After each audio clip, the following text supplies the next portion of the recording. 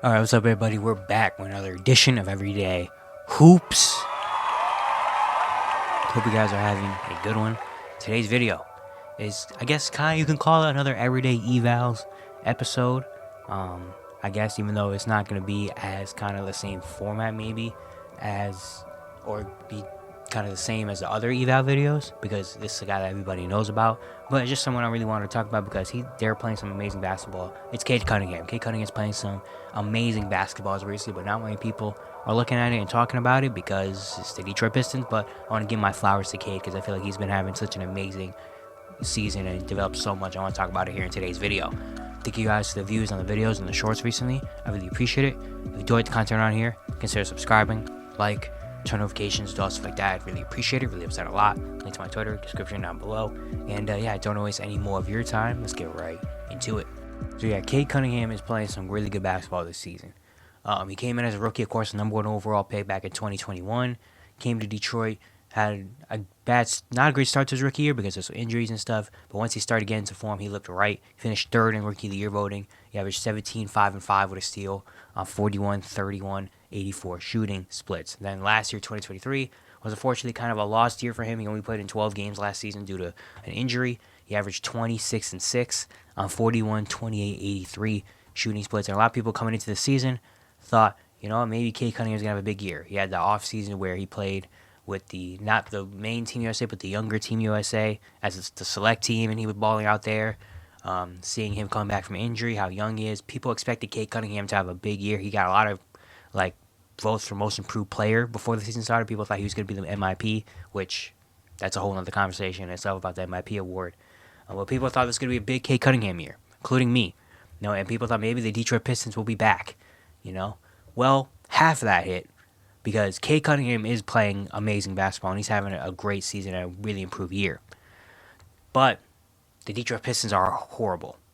So people aren't really seeing Cade Cunningham doing his thing and appreciating it. He is playing some amazing basketball. So far, the entirety of the year, he's averaging career highs in points, assists, and all his shooting numbers have been career highs. His first 2 years of his career, granted, it wasn't that big of a sample size because the last year he only played in 12 games, but his shooting was not great, especially from the field. From the field, he shot just 41% both years. The three-point shot was 31% as a rookie and 28% last year on 5 attempts. So the three-point shooting wasn't really there yet. The efficiency wasn't there, but you saw some things that you really love. Now, this year, the efficiency has been a whole lot better, and now you're seeing him really get into his true form. He's averaging over 22.5 points per game, 4 rebounds, 7.5 assists, which is a career high.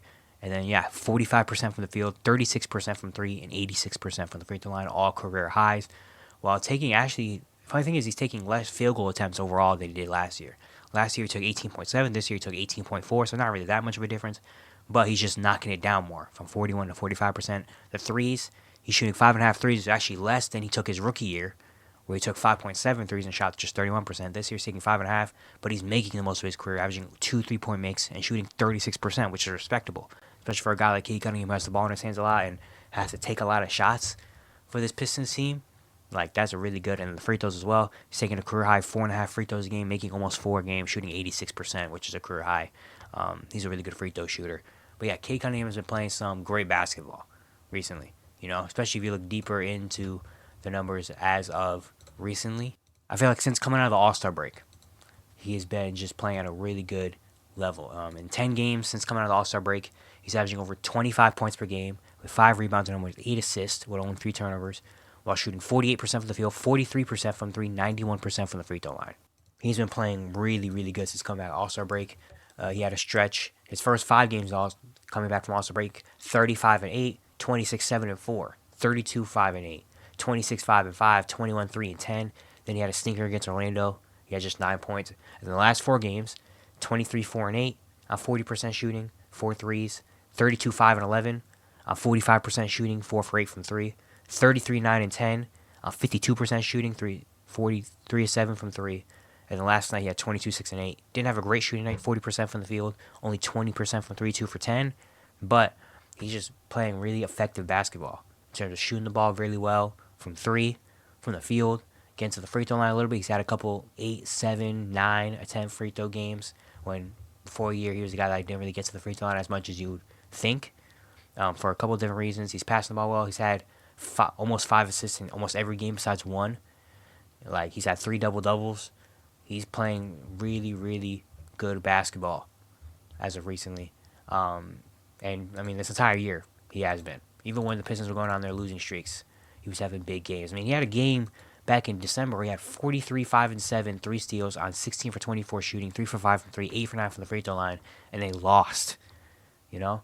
And then he had another game a couple days later against Brooklyn. He had 41, 9, and 5 with a steal and a block on 15 for 21 shooting, 3 for 4 from 3, 8 for 10 from the free throw line. They lost, you know? Like, he's been having a great season the entirety of the year.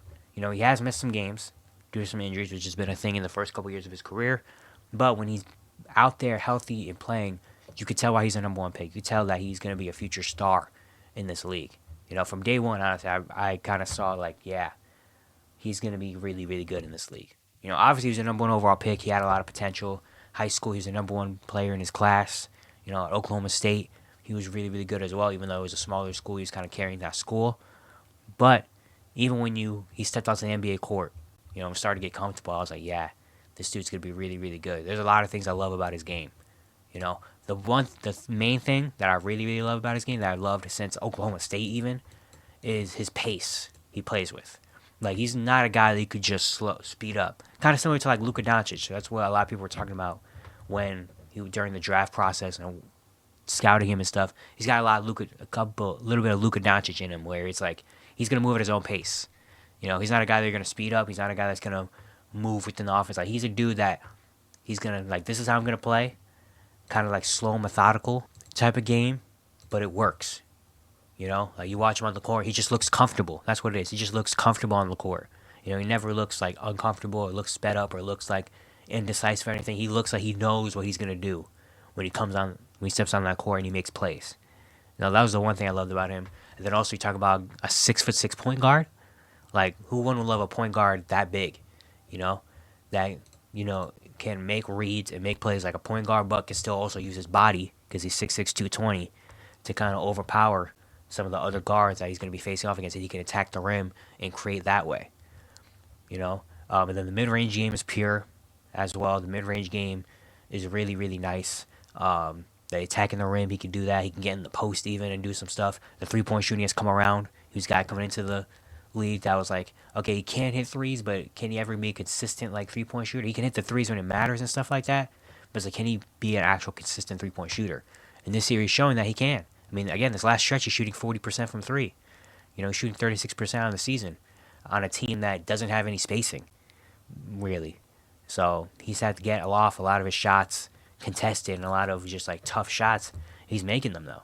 And that's one thing I've also seen as of recently, especially in the last month, is that he's been a lot more aggressive in terms of, you know what, I just got to shoot a lot more shots, because he knows this Pistons team is not great. I mean, when you lose 28 games in a row, you know, he's kind of taking it into his own hands and being like, all right, I got to be more aggressive. I got to take shots. And I see him out there on the court, and he's taking a lot more aggressive shots and stuff than normal, especially from three. He's taking a lot more catch and shoot and, you know, contested threes and stuff like that. But the thing is, I don't really mind it, because he's by far the best player on this team. You know, so why not? You know what? Go ahead, kid. Do it. Because you probably have a better chance of making it than anybody else on your roster. So go ahead and do that. You know, and then, of course, his passing ability has been really good, averaging 7.5 assists. Maybe it could be more if he had a better team around him. You know, he can rebound the ball pretty well, even though he's averaging career low in rebounds this year. But that's also because Jalen Duren is there, and he's a monster on the glass. But he can rebound as well. Defensively, he's very solid, too. You know, being that big, he's got some really good defensive potential. He's got potential to be a future star in this league. He could be a perennial all-star. Like, he's got the talent, too. The only thing that's going to hold him back is his team. This is year 3 for him, and his team is worse than it was in his first 2 years, which is not something, you know, that you want, which is not how it's supposed to go. You know what I mean? Like, they won 23 games his rookie year. Last season, they won 17 games. They were the worst team in the league. And now this year, they're at 11 wins. We're about to hit mid-March, and we're at 11 wins. Like, there's a chance that they could end up worse than they did last season, which is insane that Cade only played 12 games last year. And now he's been back for most of the season. He's played in 54 of the 64 games they played. He's missed 10 games, and they're going to be worse. Like, that's crazy. That just shows how bad this front office has been this season and just how bad this team has been. But the one thing that has been the breath of fresh air that you have is that you have Cade Cunningham, who's a future superstar, is only 22 years old, and plays the game really, really well. And you can tell he's going to be a future star in this league. And not a lot of people are talking about him in terms of the next young guys that are going to be really good and stuff like that. I feel like I don't hear his name that often. And the big reason is because he plays in Detroit. And Detroit is horrible. Detroit doesn't know their front office has been bad. They've been the worst team in the league. I mean, when you lose 28 games in a row, it's just only so much you can do from there. You know, like you almost lost 30 games in a row.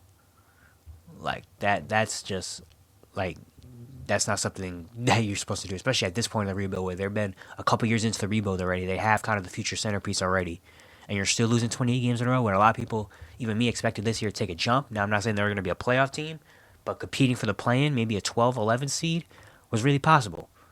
And now they're battling with the Washington Wizards to finish with the worst record in the NBA.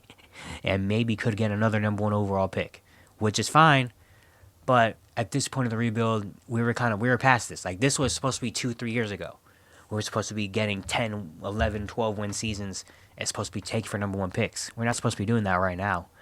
But that's a whole nother, that's too much talking about the team, and that could be a whole other thing in itself. And that's what we talk about later when I do like my end series I'm doing again, the look in. That's where I'm going to really get into the Detroit Pistons.